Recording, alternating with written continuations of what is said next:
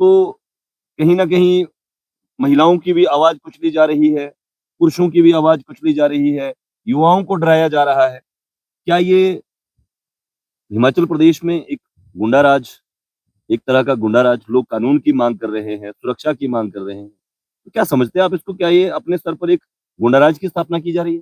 तो वो तो सामने दिख रहा है, वो तो की जा रही है। अगर मान लो जो दलाल हैं, उसका फ़ायदा कोई गरीब तबके को नहीं होना था, जी। वो सबको होना था। आज तो ठीक है, कल को उनकी पीढ़ी आएगी, किसी के साथ भी बीमारी हो जाएगी, गूंगे बच्चे पैदा हो जाएँगे, इतनी धूल हो रही है, सब कुछ किसी के साथ भी हो सकता है, प्रदूषण से कई कुछ हो सकता है।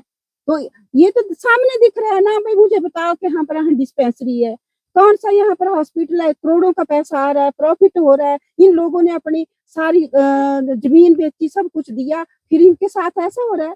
जो दलाल हैं, वो भी कितने दिन खाएँगे? उस दलाली को कितने दिन करेंगे? कल को उनकी बारी भी तो आने वाली है। मतलब बड़े स्तर पर ये भी सवाल जो है बड़े स्तर पर कहीं न कहीं उठ रहा है कि कुछ ही लोगों को फ़ायदा मिल रहा है, जबकि रोज़गार के नाम पर युवाओं को रोज़गार नहीं दिया गया है। हुँ। ये भी सवाल जो है कहीं न कहीं आ रहा है। हाँ जी। तो हाँ, देखिए वो जहाँ उनकी जान-पहचान है, उनके दलाल हैं या उनके हैं, उनका पेट भर रहे हैं, उनका मुँह दबा रहे हैं, सब कुछ कि ठीक है, तुम खाओ। कई तो लोग बोले हमारे को ऐसे मिले थे, हम तो उस कंपनी में नौकरियाँ भी छोड़ दी, जब हम इस तरह का काम नहीं कर सकते, क्योंकि हमारे लोगों को नुकसान नहीं होना चाहिए, जो जिससे हमें हमारा मन नहीं मानता। तो अगर जो भी लोग जो संगठन है, यूनियन है, वो क्या देख रहे हैं? मुझे तो इस बात का दुःख हो रहा है। क्या देख रहे हैं? हमने तो ऐसे ही पढ़ा, अखबार में देखा, हमने सोचा हम वहाँ जाके लोगों से मिले, कई बार अपने प्रैक्टिकल देखे हैं, तो आज प्रैक्टिकल करके हमने देखा। मतलब आपका कहने का मतलब है कि महिलाओं की जो स्थिति है और महिलाएँ जिस तरीके से अपनी आवाज़ उठा रही थी, वो बिल्कुल जायज़ आवाज़ है और उनकी जो स्थिति है वो ठीक नहीं है। उनकी जायज़ स्थिति है तभी तो आए हुए। मैडम क्या कहना मेरे चाहेंगे हिमाचल प्रदेश के मुख्यमंत्री या स्थानीय प्रशासन को आप कि जिस तरीके से आपने महिलाओं को सुना, क्या प्रशासन को भी उन घरों में जाना चाहिए? हाँ जी, जाना चाहिए। दरारों का वहाँ पर क्या है स्टेटस?